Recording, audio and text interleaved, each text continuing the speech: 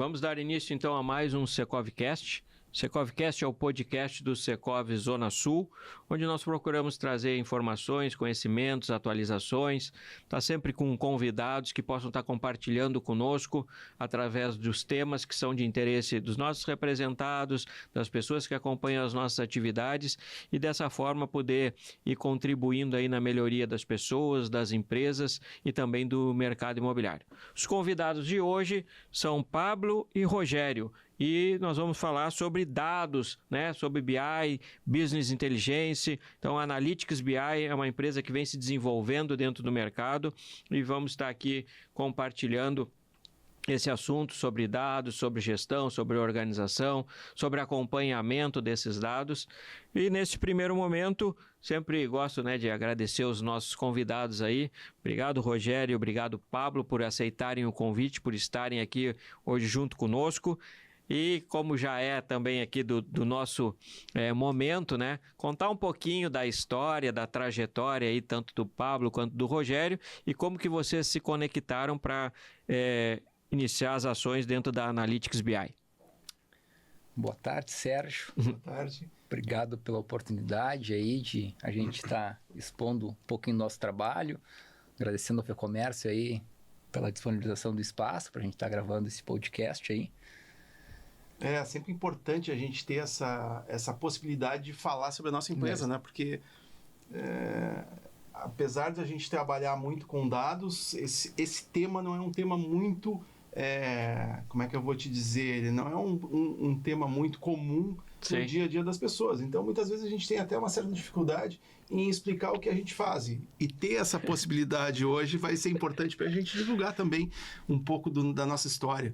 Justamente, essa é uma das funções aqui do Secovcast, né? Trazer essas informações, esse conhecimento, atualizar do que tem em mercado, do que são as possibilidades. A gente sabe dessa importância que os dados têm no processo de gestão, de organização. Então, essa movimentação que a empresa de vocês tem feito e faz, né?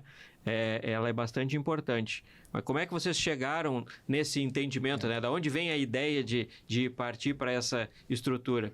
Isso aconteceu no final de 2018, que eu fui prestar um serviço na área de consultoria financeira, onde o Rogério trabalhava. Então foi lá que a gente se conheceu.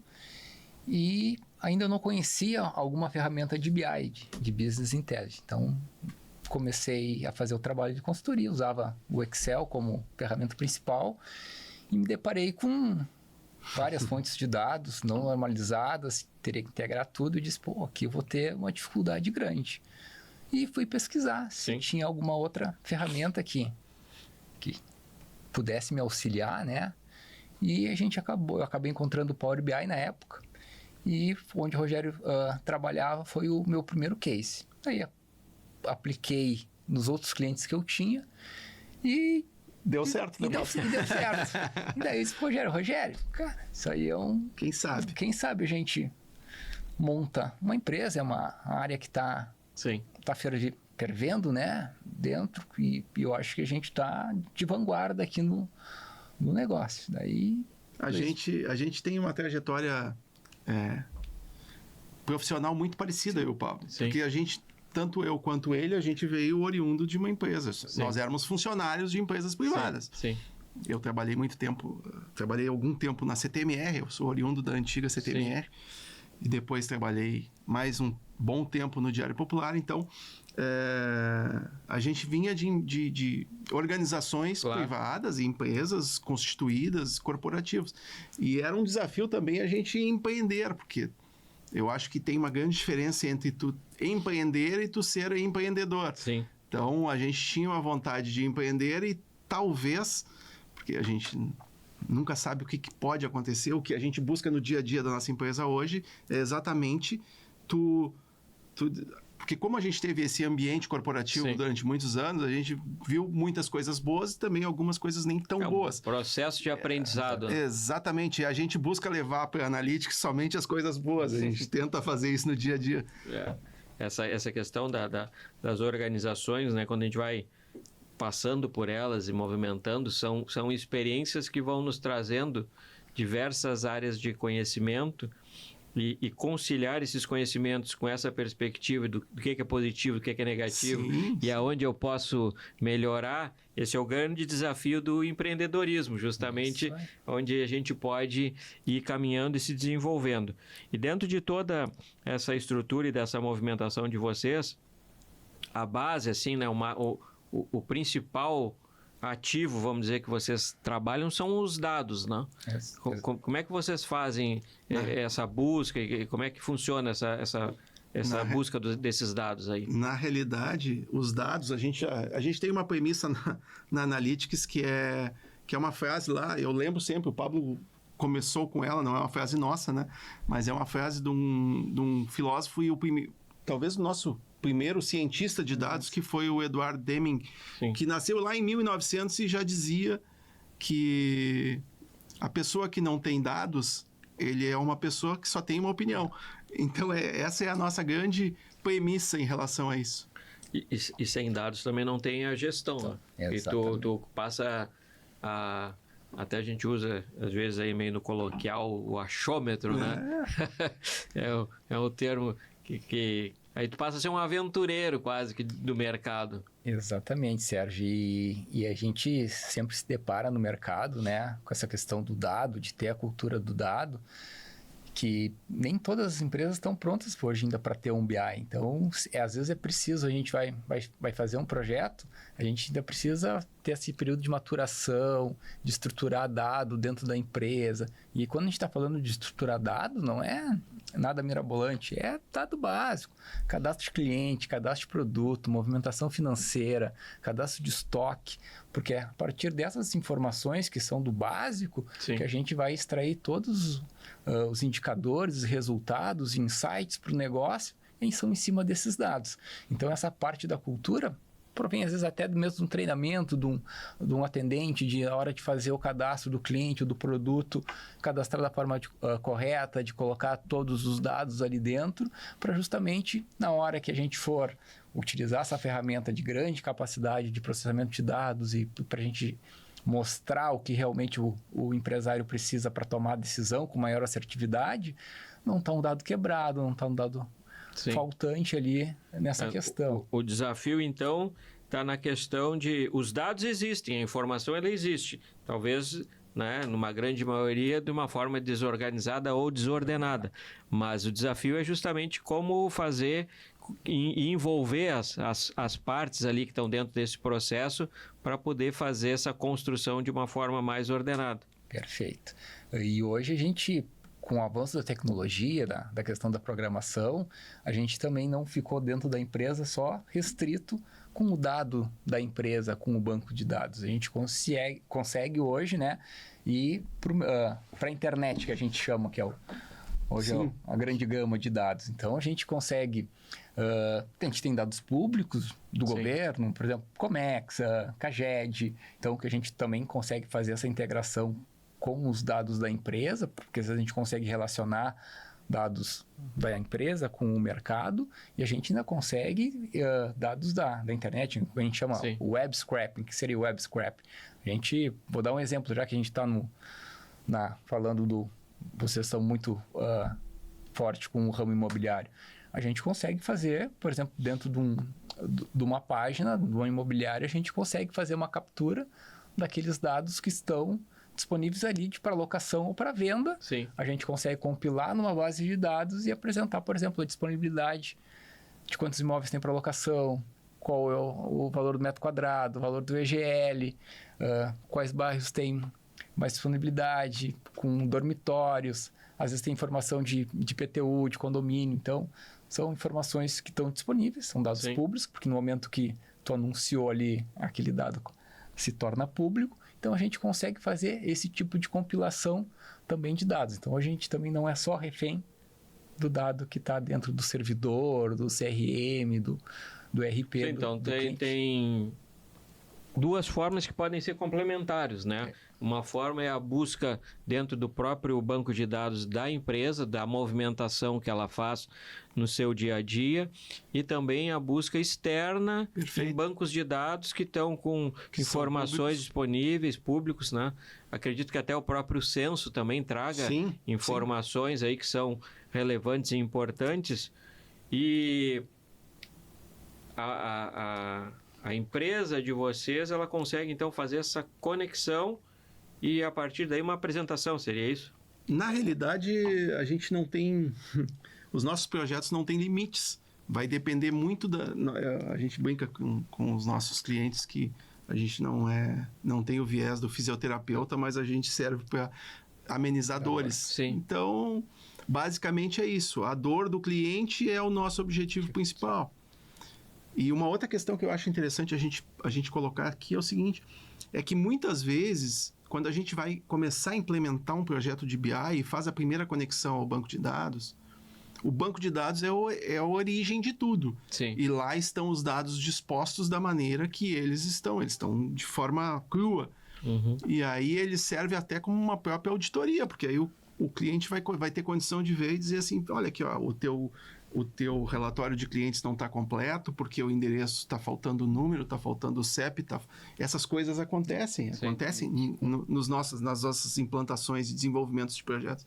Tu começa a ter uma condição de visualizar... Coisa né? que ele não tinha antes. Aquele conteúdo que talvez, se tu não fosse numa busca específica lá, tu não ia encontrar. Mas quando tu faz essa apresentação num volume maior e com uma organização, começa a aparecer, né, onde tem alguma deficiência, vamos dizer assim, nos processos. Com certeza. Perfeito. E como a gente está conectado lá direto com a base e a gente tem grande capacidade de processamento, então a gente consegue cruzar a maioria das informações que via um relatório o cliente não consegue, a disponibilidade também a gente consegue, como aquela conexão é direta lá, a gente consegue atualizar várias vezes ao dia, então aquela informação sempre está disposta e já auditada, né? Porque não adianta também a gente ir lá, conseguir o dado na origem, normalizar o dado, se a gente não validar o dado também, se está um dado correto. Sim. Então, nessa validação, vem bem do contraponto que o Rogério estava falando.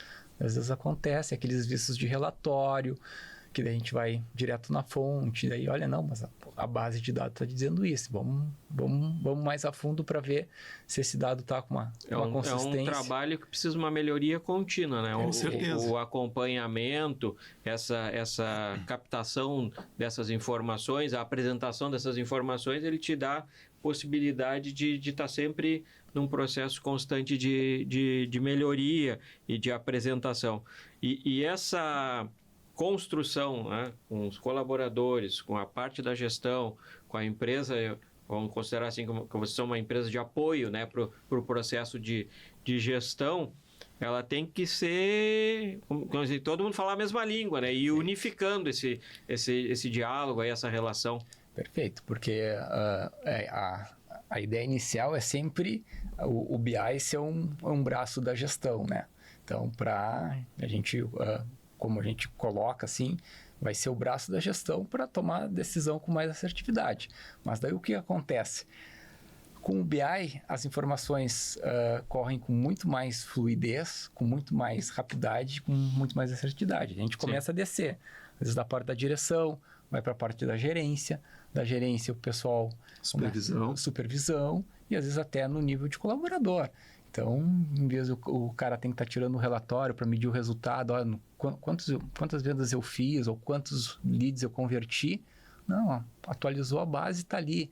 De que canal converteu, quem converteu, quanto tempo demorou para converter. Então, a informação está toda disposta já. Já foi criado ao longo dessa construção que precisava ser medido, Sim. ou que tipo de indicador.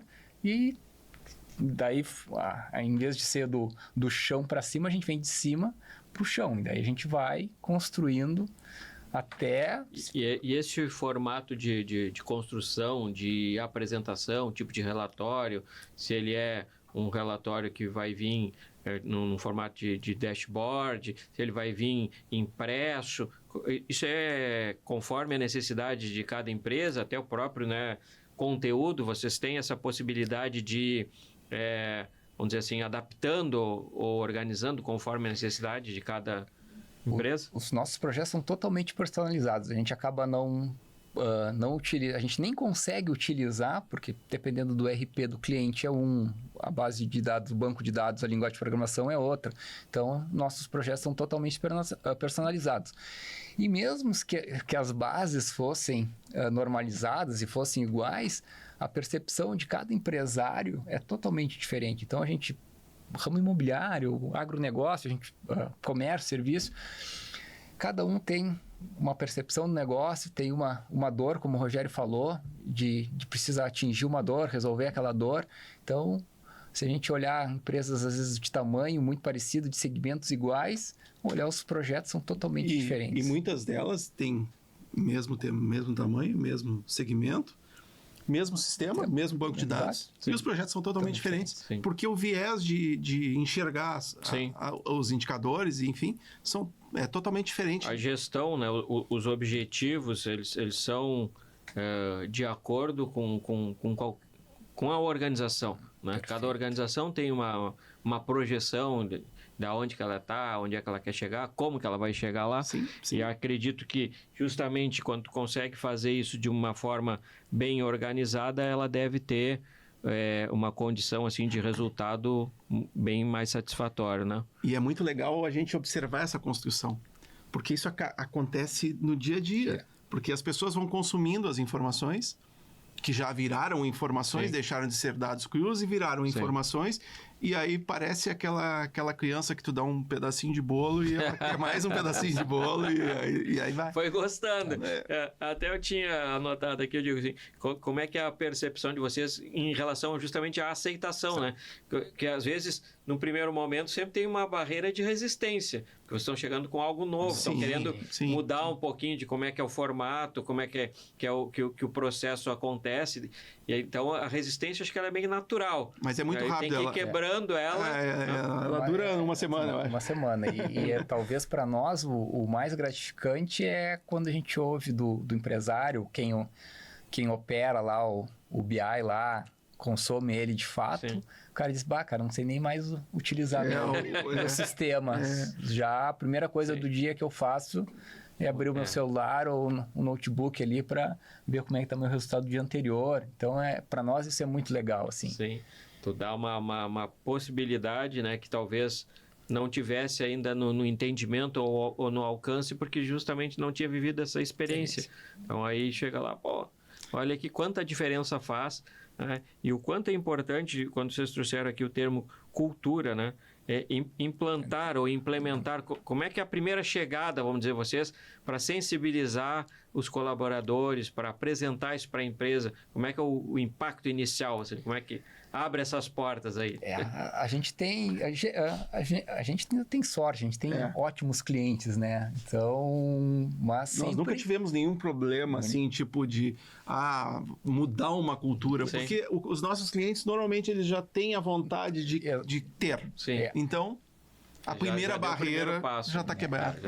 Às vezes a gente tem o problema de nos olharem com aquele olho atravessado, porque às vezes o que não era medido de forma correta ou não era medido, começa a ser medido, começa a ser cobrado. Transparência. Exatamente. Daí às vezes a gente entra lá, vem aqui esse cara do BI incomodar de novo. Mas é um processo que... Claro.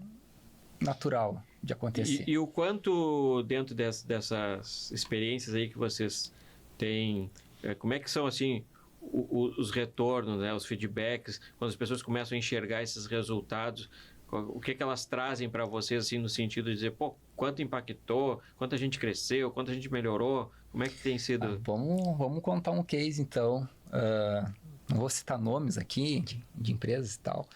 Hoje se fala muito no ROAS, que é o retorno em cima do investimento do marketing, tá?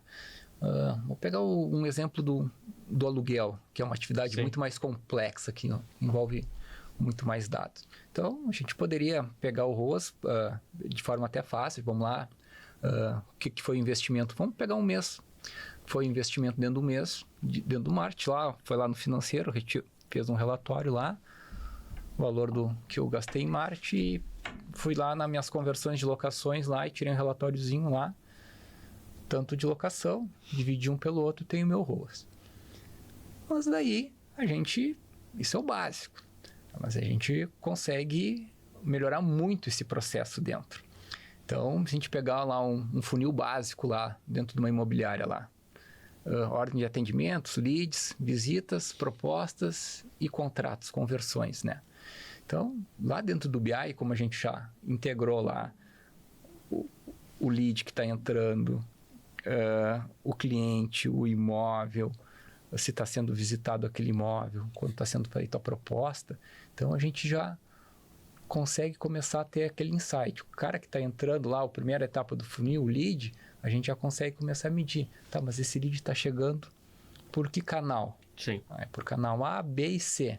Quanto eu estou investindo em cada canal? Está valendo a pena eu investir nesse canal? Está tendo esse retorno? Sim, daqui a pouco tu tem uma percepção que o canal que está sendo mais, recebendo o maior número de leads, ele não está convertendo. Que está recebendo o maior número de investimento, está investindo num canal e que não está dando o retorno. Né? Perfeito. E daí a gente mediu essa etapa ali do lead. Depois a gente vai para a visita, porque a gente já tem quantidade de visita, quantos clientes visitaram cada imóvel. A gente também, que a gente chama lá o CPL, que é o custo por lead, e agora a gente já tem o custo por visita, para ver quantos daqueles leads visitaram, e a gente já pegou lá da parte do financeiro aquele custo de cada...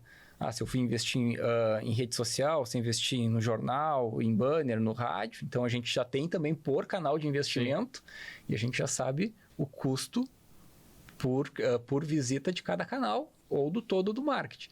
E depois a gente vai para a etapa da proposta, que seria, e depois ainda o fechamento. Então, tu vai indo etapa por etapa e acompanhando a evolução de cada uma. Exatamente. Lá, então, às vezes o maior investimento que eu tenho lá, do meu topo lá de lead, foi meu canal X, foi o que eu mais investi, o que teve mais retorno de lead, às vezes não é o que mais converte. Então, essa percepção é fundamental, porque antes o cara só tem lá, eu estou investindo... Só tem o valor inicial e a quantidade de conversões. Estão todos no mesmo balaio de um lado e no mesmo balaio do outro. Tu não consegue separar. Uma visão do canal que está recebendo maior número de impacto aí no sentido e hoje a imobiliária que trabalha com a equipe de marketing interno ou até junto com a terceirizada, eles conseguem corrigir, às vezes, o rumo da campanha durante o próprio mês. Então, porque você está sendo atualizado todo dia. Sim, em outros casos ele ia ter que esperar o mês fechar para poder ver isso e talvez nem resolvesse. Faz um investimento mais assertivo, Com porque tem uma possibilidade, uma visibilidade bastante diferente. Se a gente fosse distanciar, né, ou separar, vamos dizer assim, o modelo antigo desse modelo de vocês, em termos de tempo e de... vamos falar em tempo primeiro, né? Velocidade. Quanto tempo eu levaria para fazer um levantamento desse, se eu fosse de uma forma mais tradicional? E quanto tempo vocês conseguem fazer quase que, acho que instantâneo, no momento que tu tem os dados bem organizados? Sérgio, nesse case, eu nem sei como faria. Na forma manual. Porque imagina, primeiro a gente tem que ir lá no financeiro, tirar um relatório do financeiro por canal de investimento. Eu nem sei, por investimento. Daqui a pouco até o relatório não vai dizer, eu gastei lá dentro da conta de marketing, foi isso. Sim. Mas se foi com TV, já não tem. E talvez não tivesse no outro lado também. As conversões de onde vier. Não, e daí a gente só falou de um lado. De um escopo macro. Depois eu tô lá com o meu filtro lá do bairro. Como é que foi? Sim, a curiosidade até para quem está nos acompanhando, né? É no sentido assim do impacto em velocidade, em volume, em resposta que tu consegue fazer. Que nem disse, o mais tradicional seria lá por meio de planilhas ou por meio de relatórios do próprio sistema de banco de dados, mas são relatórios que eles têm limitações, vamos dizer assim. Perfeito. Tu não consegue fazer o cruzamento desses dados. E é no cruzamento que te dá... O cruzamento tu teria que fazer de forma manual. Manual e... Talvez criando um outro relatório. Então, isso impacta em tempo, em pessoas, né? Possibilidade de erro, porque tu extrair um dado manual e colocar esse dado manualmente, o ser humano ele é factível de errar, é tranquilo. Sim. E pode acontecer diferença. O BI não erra. Se tiver alguma coisa errada, então, ele vem da origem. Eu acho que é esse ponto, assim, de todo esse nosso papo aí, que é interessante, né? Para quem, às vezes, pode estar ouvindo até pela primeira vez o que é BI, né? Que é Business Intelligence, né? Mas é organizar dados, apresentar dados e analisar os dados. Também não adianta eu ter todo um volume de informação qualificada e agora o que eu faço, para que lado eu vou? Então, eu entendo assim que a integração, né, dentro da empresa ela é de fundamental importância, né? Desde quem faz a captação, depois quem faz ali a alimentação, enfim, depois vai fazer esse processo de organização, até quem vai fazer a leitura e análise para projetar quais são os nossos planos de ação. Todos precisam estar preparados para receber um projeto de BI. Esse é o fator principal. Desde a pessoa que vai fazer o lançamento dos dados até o gestor que vai fazer a análise. Sim. Ele precisa saber, ele precisa ter noção de o que ele quer saber também, até para que ele possa construir junto conosco o projeto. E dentro disso que a empresa oferece, tem também esse trabalho de preparação, de treinamento do grupo de trabalho, de acompanhamento até a implementação, até dizer assim, agora vocês conseguem já caminhar com as próprias pernas, vocês já chegaram num ponto de maturidade aí, estão conseguindo... Mas no início tem uma equipe de apoio para esse... E é fundamental para o sucesso do projeto, é o início, né? De a gente trabalhar junto na construção. É muito difícil a empresa já estar com aquela maturidade alta com os dados. Sim. Sempre tem que ter alguma construção, alguma lapidação. Mas depois que... É um processo, às vezes pode demorar um pouquinho, porque às vezes precisa de uns ajustes que está lá na base. Mas... E de onde é? Eu acho que é o alarme de incêndio. A questão do treinamento e preparação da equipe, né? Para implementação. Então, como a gente vinha falando aqui, e dentro de todo esse processo, né? Como que vocês têm, a empresa de vocês oferece um apoio assim no sentido de preparação, de qualificação, para que a empresa que vai entrar dentro desse processo de trabalhar com o BI, ela tenha a equipe totalmente integrada e consiga acompanhar essa implementação? Sim, Sérgio, até porque para nós é fundamental para o sucesso do projeto que esse trabalho aconteça antes de fato que a gente já é o início é o start do processo do BI, é a gente implementar essa cultura, a gente faz esse auxílio, independente do nível, né, de hierarquia dentro da empresa, a gente atua em conjunto para a construção dessa modelagem de dados que a gente chama, né, para a gente ter sucesso no projeto. E assim, dentro vamos dizer, pensando num exemplo assim bem básico, né? Poderia resumir assim quais são as etapas? Primeiro é preparar a equipe, depois é analisar o banco de dados, enfim, como é que são as etapas até chegar num momento que eu já tenho uma condição de análise assim com... Cruamente, na verdade, a gente já faz uma pré-análise, porque a gente precisa fornecer um orçamento, né? Sim. Do projeto. Então, a gente já faz, com a empresa, a gente tem um NDA lá, então a gente já faz essa análise para ver como é que está o banco, e daí dentro dessa análise a gente já, na hora do projeto, cria a gente as etapas. E já consegue identificar em um nível de maturidade. Não exatamente, mas... Sim, mas já tem uma tem uma ideia geral de como é que o caminho vai ser mais fácil, vai ser um pouquinho mais difícil, penoso. Exatamente. A parte de conexão ao banco também hoje é o nosso principal... Porque envolve uma série de fatores, né? Envolve, penso eu assim, os colaboradores, a qualidade do banco de dados, a qualidade dos dados, né? O envolvimento da própria gestão, que eu sempre acompanhei isso em implementação de sistemas de gestão, né? A importância lá de quem tem a tomada de decisão está envolvido no processo, está acompanhando todo esse movimento e até no sentido também de incentivar, vamos dizer assim, né? Seus colaboradores se envolvam pela importância e pelo retorno que vai trazer esse movimento. Essa é uma característica da Analytics, que como a gente trabalhou há muito tempo em empresa privada, a gente tem essa percepção de que a gente precisa trabalhar de maneira colaborativa com os Sim. colaboradores. Sim, Todo sim. mundo precisa estar envolvido. Sim. A gente tem noção de negócio. Muitas vezes, muitos indicadores, os nossos clientes nos dizem, eu preciso um indicador X. A gente sabe que é o indicador X porque Sim. a gente viveu isso Claro. de forma negocial. Agora, é diferente talvez de simplesmente um desenvolvedor de Sim. BI que tem a visão Sim. do desenvolvimento do BI. Ele não Claro, tem não essa tem uma percepção visão empresarial. negocial, empresarial, entendeu? Não, com certeza isso dá uma condição assim diferenciada também. A gente teve aqui um bate-papo, né, bem interessante, onde a gente traz a questão da importância dos dados, né? A importância cada vez mais da gente poder ter dados qualificados para que realmente eles impactem positivamente na gestão e, consequentemente, nos resultados, né?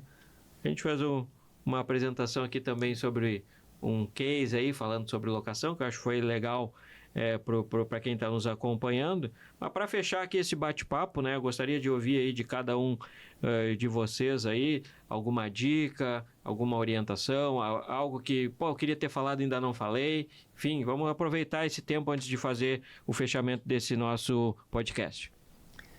Olha, Sérgio, eu acho que principalmente para o empresário, assim, em termos de futuro, né, os dados hoje, que a gente sempre fala, é o novo ouro, né? Porque a gente tem Sim. as grandes empresas hoje, Facebook, Instagram, Google, Sim. são dados.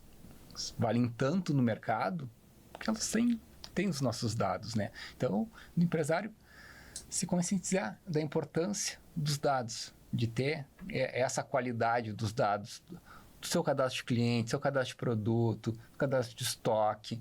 Então, que é importante manter, atualizar, porque a gente já tinha conversado de bastidores, né? Às vezes implementar às vezes é fácil, mas às vezes para manter Sim.